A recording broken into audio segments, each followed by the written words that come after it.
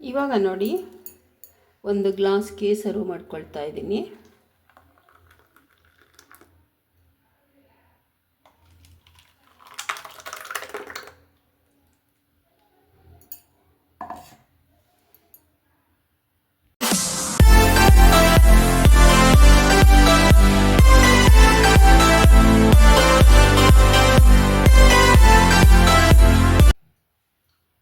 ಎಲ್ಲರಿಗೂ ನಮಸ್ಕಾರ. ಎಲ್ಲರೂ ಹೇಗಿದ್ದೀರಿ? ಎಲ್ಲರೂ ಕೂಡ ಚೆನ್ನಾಗಿದ್ದೀರಾ ಅಂತ ತಿಳ್ಕೊಂಡಿದ್ದೀನಿ. ನಾನು ಕೂಡ ಚೆನ್ನಾಗಿದ್ದೀನಿ. ಯಾರೆಲ್ಲ ಹೊಸದಾಗಿ ನನ್ನ ಚಾನಲನ್ನು ನೋಡ್ತಾ ಇದ್ದೀರಾ, ಸಬ್ಸ್ಕ್ರೈಬ್ ಮಾಡ್ಕೊಳ್ಳಿ ನಮ್ಮ ಚಾನಲ್ನ, ಹಾಗೂ ಲೈಕ್ ಮಾಡಿ, ಶೇರ್ ಮಾಡಿ. ಬನ್ನಿ ಇವತ್ತಿನ ವಿಡಿಯೋ ಏನಿದೆ ಅಂತ ನೋಡೋಣ. ಆರೋಗ್ಯಕರವಾದಂತಹ ಜ್ಯೂಸ್, ಅಥವಾ ಇದನ್ನು ನಾನು ಮಿಲ್ಕ್ ಶೇಕ್ ಅಂತ ಹೇಳ್ತೀನಿ, ಯಾಕಂದರೆ ಹಾಲನ್ನು ಯೂಸ್ ಮಾಡೋದ್ರಿಂದ. ಬಾಳೆಹಣ್ಣು ಮತ್ತು ಕ್ಯಾರೆಟು ಮತ್ತು ಹಾಲು, ಬನಾನಾ ಕ್ಯಾರೆಟ್ ಮಿಲ್ಕ್ ಶೇಕ್ ಹೇಗೆ ಮಾಡೋದು ಅಂತೇಳಿ ನಾನು ತೋರಿಸ್ತೀನಿ. ಬನ್ನಿ. ಈ ರೀತಿ ಮಕ್ಕಳಿಗೆ ಮಾಡಿಕೊಡೋದ್ರಿಂದ ತುಂಬಾ ಒಳ್ಳೆಯದು. ಅದು ಬೆಳಗಿನ ಸಮಯದಲ್ಲಿ ಮಾಡಿಕೊಟ್ರೆ ತುಂಬಾ ಆರೋಗ್ಯವಾಗಿರುತ್ತೆ. ಇಡೀ ದಿನ ಎಲ್ಲ ಎನರ್ಜಿಯಿಂದ ಇರ್ತಾರೆ ಮಕ್ಕಳಷ್ಟೇ ಅಲ್ಲ, ದೊಡ್ಡವ್ರಿಗೂ ಕೂಡ ಅಷ್ಟೇ.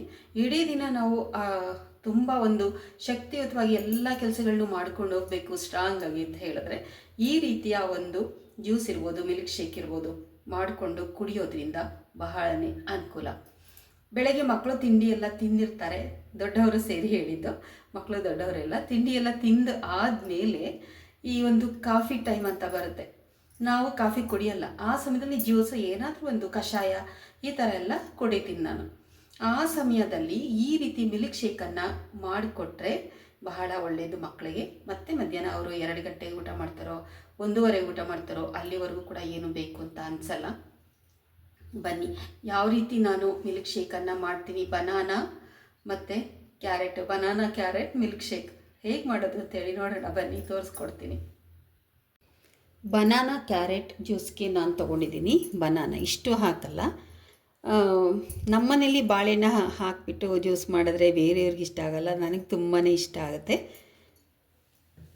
ಕ್ಯಾರೆಟ್ ಜ್ಯೂಸ್ ಆದರೆ ಕುಡ್ಕೊಳ್ತಾರೆ, ಬನಾನಾ ಮಿಕ್ಸ್ ಮಾಡಿದ್ರೆ ಕುಡಿಯೋದಿಲ್ಲ. ನಾನು ಕುಡಿತೀನಿ, ನಾನು ತೋರಿಸ್ತೀನಿ ಯಾವ ರೀತಿ ಮಾಡ್ತೀನಿ ಅಂತ. ನೋಡಿ, ಫ್ರೆಶ್ ಆಗಿರುವಂತಹ ಕ್ಯಾರೆಟನ್ನು ತೊಗೊಂಡಿದ್ದೀನಿ. ಕ್ಯಾರೆಟ್ನ ಚೆನ್ನಾಗಿ ತೊಳ್ಕೊಳ್ಳೋಣ ಫಸ್ಟು.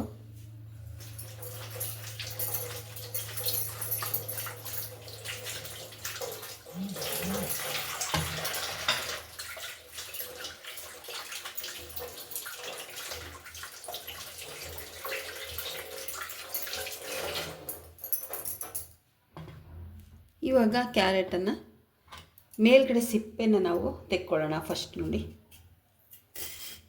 ತೊಳೆದುಬಿಟ್ಟು ತೆಗಿಬೇಕು. ಕ್ಯಾರೆಟಲ್ಲಿ ಈ ಮೇಲ್ಗಡೆ ಸಿಪ್ಪೆ ಇದೆಯಲ್ಲ, ಇದರಲ್ಲೇ ತುಂಬ ನ್ಯೂಟ್ರಿಷನ್ಸ್ ಇರುತ್ತೆ ಅಂತ ಹೇಳ್ತಾರೆ. ಆದರೆ ಅದನ್ನು ನಾವು ಬಳಸೋಕ್ಕಾಗಲ್ಲ, ಯಾಕಂದರೆ ತುಂಬ ಧೂಳು ಎಲ್ಲ ಇರುತ್ತೆ. ಅದಕ್ಕೆ ಅದನ್ನು ತೆಗೆದುಬಿಟ್ಟೇ ಬಳಸ್ಕೋಬೇಕು ನಾವು.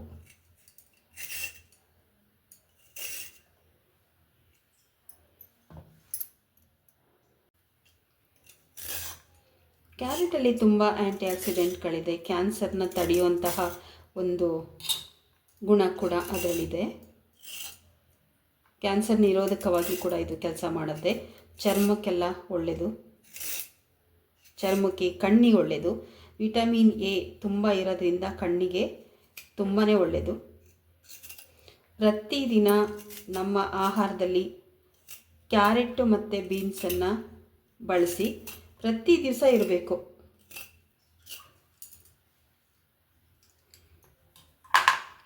ಇವಾಗ ಇದನ್ನು ಹೆಚ್ಕೊಳ್ಳಲ್ಲ, ನಾನು ತುರಿದ್ಕೊಳ್ತೀನಿ. ತುರಿಯೋದ್ರಿಂದನೇ ಒಳ್ಳೆಯದು, ಬೇಗನೆ ನುಣ್ಣಗಾಗುತ್ತೆ. ನಾನಿವಾಗ ತುರಿಯ ಮಣೆಯಲ್ಲಿ ಈ ರೀತಿ ತುರ್ಕೊಳ್ತೀನಿ.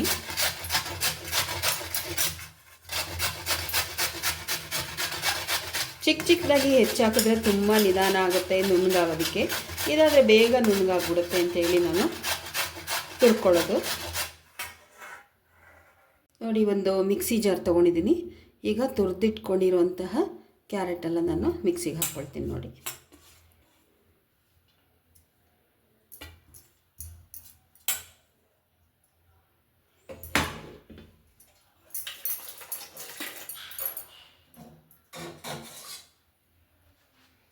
ಇದಕ್ಕೆ ಸ್ವಲ್ಪ ನಾನು ನೀರು ಕೂಡ ಸೇರಿಸ್ಕೊಳ್ತೀನಿ.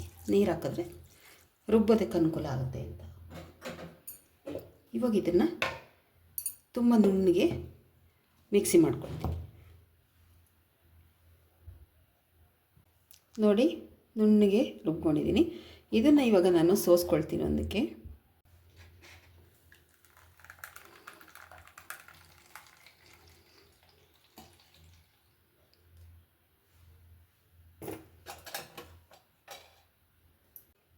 ಇವಾಗ ನೋಡಿ, ಜ್ಯೂಸನ್ನು ನಾನು ತೆಗೆದು ಇಟ್ಕೊಂಡಿದ್ದೀನಿ. ಇದಕ್ಕೆ ಬನಾನನ ಆ್ಯಡ್ ಮಾಡ್ತೀನಿ, ಬಾಳೆಹಣ್ಣ ಸ್ಲೈಸ್ನೆಲ್ಲ ಆ್ಯಡ್ ಮಾಡ್ತೀನಿ. ಯಾವ ರೀತಿ ಇದಕ್ಕೆ ಸೇರಿಸಿ ಮತ್ತೆ ಮಿಕ್ಸಿ ಮಾಡಿ ಜ್ಯೂಸನ್ನು ರೆಡಿ ಮಾಡ್ತೀನಿ ಅಂತ ಹೇಳಿ ನಾನು ತೋರಿಸ್ಕೊಡ್ತೀನಿ. ಇವಾಗ ಬಾಳೆಹಣ್ಣು ತಗೊಳ್ಳೋಣ. ನಾನು ಒಂದು ಬಾಳೆಹಣ್ಣು ತಗೊಳ್ತೀನಿ.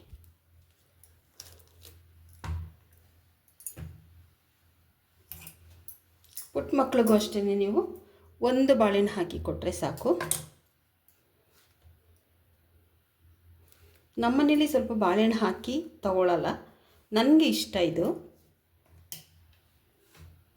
ಮಿಲ್ಕ್ ಶೇಕ್ ಅಂದರೆ ನನಗೆ ತುಂಬ ಇಷ್ಟ. ನನ್ನ ಮಗಳಿಗೆಲ್ಲ ಕ್ಯಾರೆಟ್ ಜ್ಯೂಸ್ ಅಂದರೆ ತುಂಬ ಇಷ್ಟ. ಆಗಲೇ ಅವಳಿಗೆ ಒಂದು ಗ್ಲಾಸ್ ಮಾಡಿ ಕೊಟ್ಟೆ ನಾನು. ಇವಾಗ ನಾನು ಇದನ್ನು ಸ್ಲೈಸ್ ಮಾಡ್ಕೊಳ್ತೀನಿ ಚಿಕ್ಕ ಚಿಕ್ಕದಾಗಿ.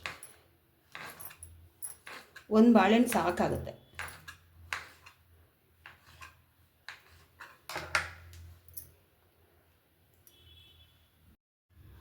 ನೋಡಿ, ಬಾಳೆಹಣ್ಣೆಲ್ಲ ಸ್ಲೈಸ್ ಮಾಡಿಕೊಂಡು ಒಂದು ಜಾರನ್ನು ತಗೊಂಡಿದ್ದೀನಿ.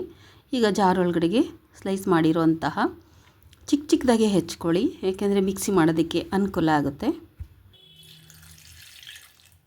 ನೋಡಿ, ಸ್ವಲ್ಪ ಕ್ಯಾರೆಟ್ ಜ್ಯೂಸನ್ನು ಹಾಕ್ಕೊಂಡಿದ್ದೀನಿ. ಇವಾಗ ನೋಡಿ, ಒಂದು ಗ್ಲಾಸಷ್ಟು ಹಾಲು ಕೂಡ ತೊಗೊಂಡಿದ್ದೀನಿ. ಹಾಲು ಹೀಗೆ ಇಟ್ಕೊಳ್ತೀನಿ. ಇವಾಗ ಇದನ್ನು ಒಂದು ಸಲ ಮಿಕ್ಸಿ ಮಾಡ್ಕೊಳ್ತೀನಿ.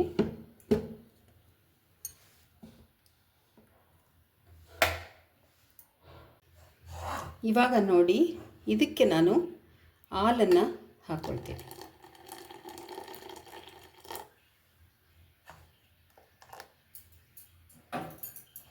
ನೋಡಿ, ಬನಾನಾ ಮಿಲ್ಕ್ ಶೇಕ್ ರೆಡಿ. ನೀವು ಸ್ವೀಟ್ ಬೇಕಾದರೆ ಹಾಕ್ಕೊಳ್ಬೋದು. ಮಕ್ಕಳಿಗೆಲ್ಲ ಸ್ವಲ್ಪ ಸಕ್ಕರೆ ಹಾಕಿ ಕೊಡಿ. ಜಾಸ್ತಿ ಸಕ್ಕರೆನ ಅಭ್ಯಾಸ ಮಾಡಬೇಡಿ ಮಕ್ಕಳಿಗೆ. ಇವಾಗ ನೋಡಿ, ಒಂದು ಗ್ಲಾಸ್ಗೆ ಸರ್ವ್ ಮಾಡ್ಕೊಳ್ತಾ ಇದ್ದೀನಿ.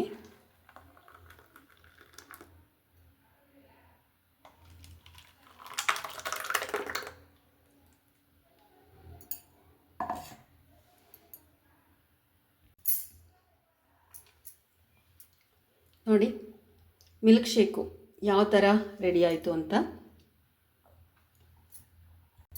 ಬನಾನಾ ಮಿಲ್ಕ್ ಶೇಕ್ ಯಾವ ಥರ ರೆಡಿ ಆಯಿತು ನೋಡಿ. ತುಂಬಾ ಚೆನ್ನಾಗಿರುತ್ತೆ ಕುಡಿಯೋದಕ್ಕೆ. ತುಂಬ ಟೇಸ್ಟ್ ಅಷ್ಟೇ ಅಲ್ಲ, ತುಂಬ ಆರೋಗ್ಯಕ್ಕೂ ಕೂಡ ಬಹಳನೇ ಒಳ್ಳೆಯದು. ತುಂಬ ಎನರ್ಜಿ ಕೊಡುತ್ತೆ. ಈ ರೀತಿ ಮಾಡಿ ಕೊಡಿ ಮಕ್ಕಳಿಗೆ. ಸಕ್ಕರೆಯನ್ನು ಹಾಕಬೇಡಿ ಜಾಸ್ತಿ. ನೀವು ಅಷ್ಟೇ ಕುಡಿಬೇಕಾದ್ರೆ ಸಕ್ಕರೆ ಜಾಸ್ತಿ ಬಳಸಬೇಡಿ. ಅದೇನಾಗುತ್ತೆ ಅಂದರೆ, ಬೆಳಗ್ಗೆ ಒಂದು ಸಲ ಕಾಫಿ ಹಾಕ್ಕೊಂಡಿರ್ತೀರ, ಮಧ್ಯಾಹ್ನ ಇನ್ನೊಂದು ಏನಕ್ಕೋ ಹಾಕ್ಕೊಂಡಿರ್ತೀರ, ಇಡೀ ದಿನ 4 ಸ್ಪೂನು 5 ಸ್ಪೂನು ಸಕ್ಕರೆ ಆಗೋಗುತ್ತೆ. ಆದರೆ ಡಾಕ್ಟ್ರ್ ಹೇಳೋ ಪ್ರಕಾರ ಅಷ್ಟು ತಿನ್ನಬಾರ್ದು ಅಂತ. ಉಪ್ಪಾದರೂ ಅಷ್ಟೇ ಒಂದು 3-4 ಗ್ರಾಮ್ ಇರಬೇಕು ಪ್ರತಿದಿನ. ಸಕ್ಕರೆ ಆದರೂ ಅಷ್ಟೇ ಒಂದು 5 ಗ್ರಾಮ್ ಇರಬೇಕು ಅಂತ ಹೇಳ್ತಾರೆ. ಯಾಕಂದರೆ ನಾವು ಊಟ ಮಾಡುವಂಥದ್ರಲ್ಲೇ ಎಲ್ಲದರಲ್ಲೂ ಸಕ್ಕರೆ ಇರುತ್ತೆ. ಅದರಿಂದ ನೋಡಿ, ಸಕ್ಕರೆನ ಆದಷ್ಟು ಕಡಿಮೆ ಬಳಸಿ.